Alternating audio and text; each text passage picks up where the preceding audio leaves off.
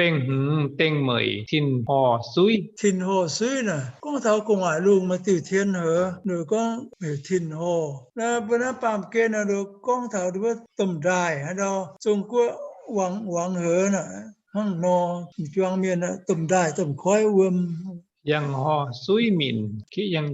Vậy bữa chung của mà từ đó rồi yang hồ, uâm yang nhọ, hết miền than với hổ trăng này mồi trăng này mà ta chỉ tôi ấy bằng yang hò suy mìn giảm nan chia thì con yang hồ là mà ta chỉ tu mà ta cam chịu tôi chỉ nữa mà về bé ya trăng mà ta cầm chỉ tôi chỉ chia liu yang hò nan duan yang chỉ lưu yang hồ nan dần yang này con chỉ tôi mình hết tao có mà vấn đề chịu tôi chỉ mình này mai chả chịu ta gang dần mà tôi liu ngàn thì liu